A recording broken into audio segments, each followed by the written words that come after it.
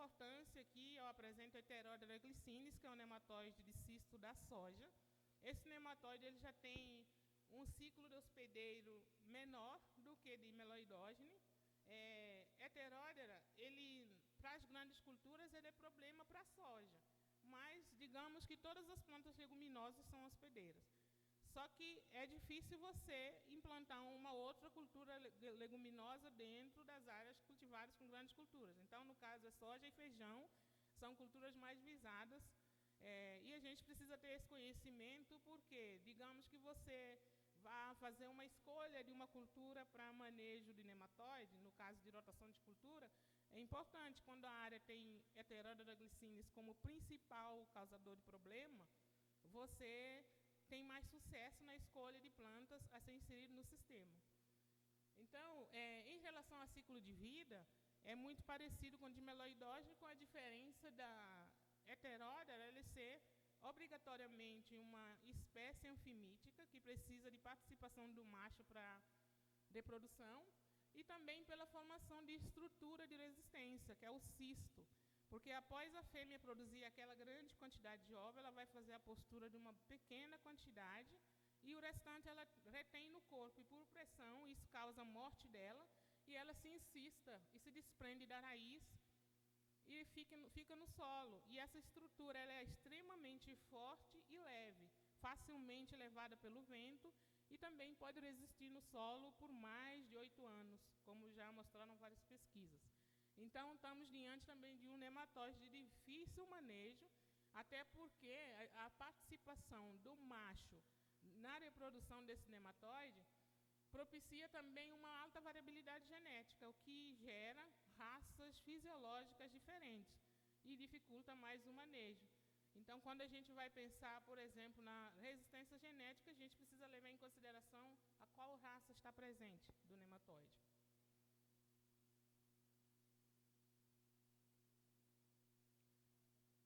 Aqui também temos só sintoma reflexo da Heterodera, né, na parte aérea. Lembrando que sintoma reflexo não identifica o nematóide, a gente precisa fazer a coleta e identificação para que se tenha um diagnóstico preciso.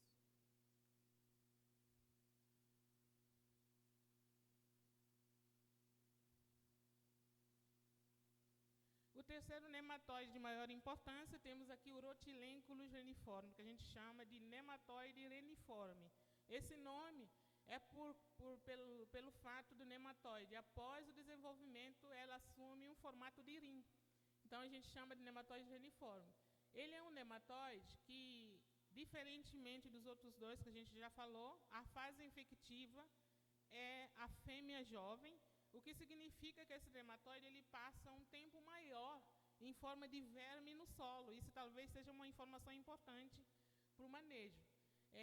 Esse nematóide é importante para as culturas da soja, do algodão e algumas fruteiras, embora a incidência não seja tão alta, a depender do local. Existem assim, locais muito específicos em que esse nematóide se configura um grande problema.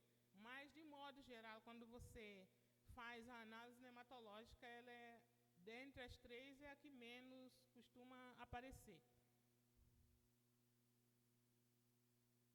Aqui só mostrando alguns sintomas na parte aérea causada por Rhotilenculus, isso na soja e aqui no algodão.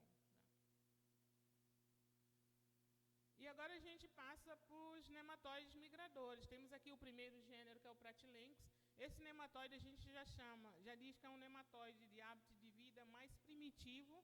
Por quê? Porque é um nematóide que é capaz de destruir o sistema radicular com muito maior facilidade e muita maior rapidez, porque ele não tem nenhuma especificidade. Enquanto os nematóides sedentários formam um sítio de alimentação para começar a se alimentar, os migradores não, eles vão migrando, destruindo as células no momento, se alimentando.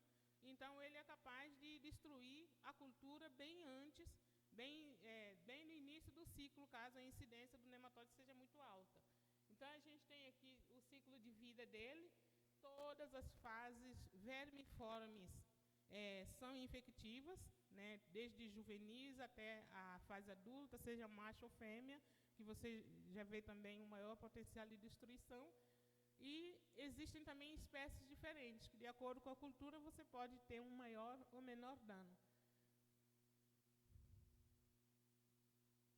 E aqui, dano causado na raiz por pratilencos, você vê que ele é capaz de destruir o sistema radicular por completo, destruindo todas as raízes laterais e até as pivotantes em casos mais graves. E por último, aqui eu apresento nematóide que a gente sempre chama de nematóide de importância secundária. Por quê? Justamente porque ele sempre aparece juntamente com o outro nematóide já reconhecidamente causador de dano. Mas não significa que ele não cause dano, porque ele está sempre aparecendo em níveis populacionais altíssimos ao lado de pratilencos. Então, a gente já hoje se considera que esse nematóide tem a mesma importância que tem o pratilencos, por exemplo. E o ciclo de vida é muito parecido com o de pratilencos, e uma das culturas que é mais afetada é a cultura da banana, com uma espécie que é Helicotilencos multicinctus, que é o causador de dano mesmo, bem referenciado quando você vai pesquisar. Na cultura da soja, você tem o Helicotilenco diístera, mas, na minha visão, não é a única espécie que ocorre na cultura da soja. Então, a gente precisa também ter essa visão de diferenciação em relação às espécies que ocorrem. Aqui mostrando o Helicotilencos, ele sempre foi tratado como de importância secundária. Mas aqui esse trabalho mostra que por que ele está equiparado a pratilencos? Justamente porque ele pode produzir o mesmo tipo e o nível de dano que um pratilencos pode causar. Então você vê aqui o sistema radicular afetado por helicotilencos e pratilencos. É muito fácil, se você for ao campo e visualizar isso, você vai dizer logo que é pratilencos, mas é helicotilencos. Então, justamente, aqui se mostra mais uma vez a importância de análise nematológica. Bem, acabei de mostrar o quê?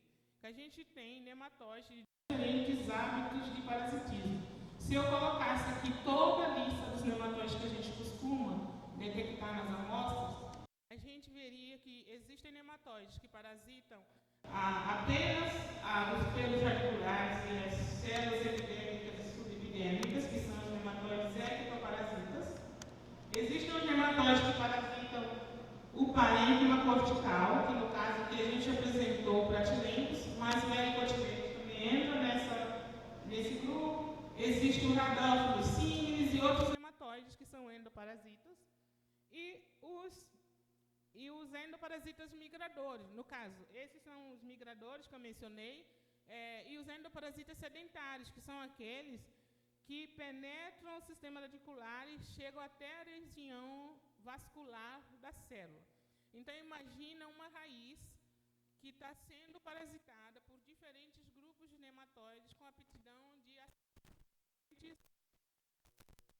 Então, você imagina como essa raiz sofre. Então, você aqui pode entender por que aparece essa situação aqui no campo. Mas essa situação, ela não se desenvolve de uma hora para outra. Às vezes, ela começa em uma planta, você não enxerga, não prestou atenção. Na safra seguinte, ela vai aumentando, e por fim, você encontra essa. E para os produtores, é como se essa mancha, como o pessoal chama, aparecesse do nada. Mas não, eles estão se desenvolvendo aí há muito tempo. A doença causada por nematóide, ela vem se desenvolvendo ano após ano, na ausência da nossa medida de manejo. Então, a gente vai plantando, vai colhendo e não está analisando para ver como é que está a saúde do nosso solo. Então, analisar a saúde do solo, a gente precisa também ver a questão da presença dos nematóides. A simples presença deles sem causar dano é praticamente impossível. O nematóide, quando está presente, algum tipo de dano vai causar. Quando você tem uma área que tem apenas pratilencos, helicotilencos, muitas vezes você até produz bem. Quando você tem um solo bem constituído, física e biologicamente. Então, esse nematóide está ali, mas aí mesmo por nematóide. Porque para esses nematóides, a planta, às vezes, se ela tem um sistema radicular bem robusto, bem forte, ela consegue sobressair bem, mesmo se a população estiver alta.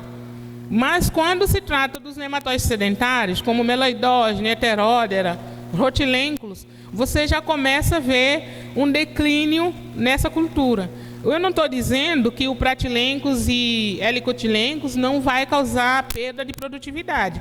Isso depende de como é a característica do solo que você está trabalhando.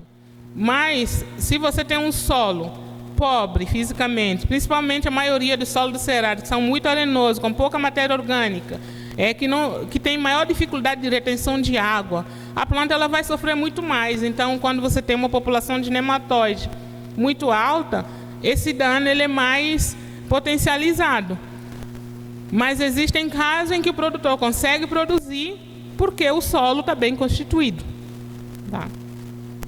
Então, a gente tem aqui diferentes hábitos de parasitismo e você tem a presença da maioria desses hábitos de parasitismo na maioria do solo que você tem cultivado. A maioria das áreas cultivadas com soja, você encontra pelo menos 3 ou 4 gêneros ou espécies de nematóide.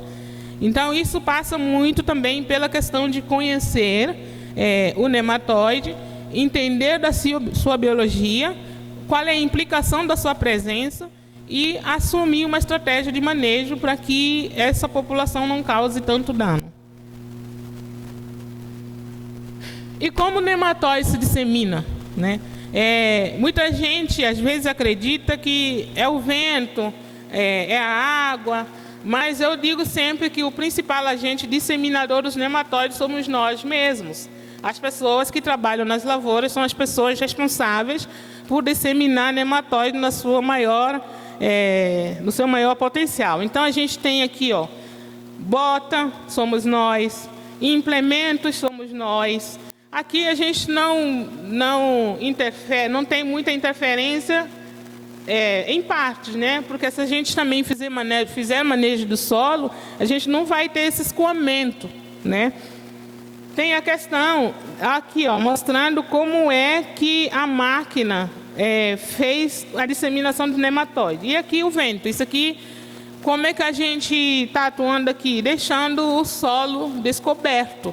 Então, quando vem o vento, aquele redemoinho, consegue fazer o solo se remexer.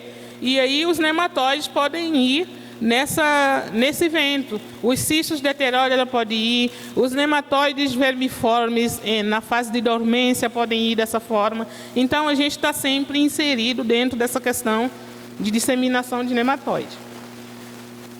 Bem, estratégias de controle. Primeiro, eu queria dizer que nematóide não tem controle. Então, a gente não utiliza controle de nematóide, a gente utiliza manejo de nematóide. Por quê? Porque nematóide, na prática, é impossível de erradicar. Não existe uma ferramenta sequer que permita a erradicação de nematóide. O único caso seria a troca do solo, isso é impossível, né? Então, nematóide não se erradica. Então, a gente precisa conviver com os nematóides. Se a gente partir da premissa que o nematóide ele é endêmico, então a gente já vai partir sabendo que, independente da área que a gente vai plantar, tem nematóide. Se a gente já parte com a ideia que tem nematóide, então a gente já precisa fazer um manejo. Então, nesse caso, eu sempre digo, o manejo de nematóide, ele é preventivo e contínuo. Porque quando a gente deixa aparecer as reboleiras, é porque está num momento que a gente não consegue mais. Não tem mais uma ferramenta que vá curar essa área. Agora, se você faz um manejo preventivo, você pode viver anos e anos produzindo numa área sem visualizar aqueles sintomas na parte E. Então, aqui eu coloquei aqui várias ferramentas que fazem parte do programa para conviver com nematóide. Então, eu coloquei identificação correta. Coloquei prevenção. Coloquei controle cultural, controle genético, controle químico e controle biológico. essas duas ferramentas, identificação e prevenção, estão aí por quê? Porque elas são a base, principalmente a identificação, porque eu preciso saber contra quem eu estou lutando, certo? Então, eu preciso sempre conhecer o problema para manejá-lo. Então, o diagnóstico visual a campo nunca é suficiente para que você conheça o problema a fundo. Muitas vezes, você faz o aranquio de uma soja e visualiza sintoma de galhas. Mas é apenas meloidose que está aí? Por que eu preciso saber? Eu preciso, primeiro, saber qual é a espécie. Segundo, eu preciso saber se existe outro nematóide. Porque manejo de nematóide é como se você tampasse um buraco e abrisse o outro do outro lado. Então, seria perfeito se você tivesse um programa em que você pudesse utilizar ferramentas que defendesse a sua planta de todos os nematóides que existem ali no sistema. Então, aqui, primeiro, só pensando no nematóide das galhas, eu preciso saber a espécie. Então, eu já preciso ir para o laboratório. Tá? Heteródera. Visualizei as fêmeas presas à raiz, mas eu não sei qual é a raça. Para eu usar, por exemplo, uma ferramenta genética, eu preciso saber qual é a raça para escolher a cultivar correta. Uma raiz totalmente depauperada como essa, qual será? Será que foi nematóide? Qual? Será que foi pratilencos, helicotilengos? Ou será que foi fungo de solo? Será que foi todos eles? Algum outro nematóide? Então, a gente precisa sempre ir para o laboratório.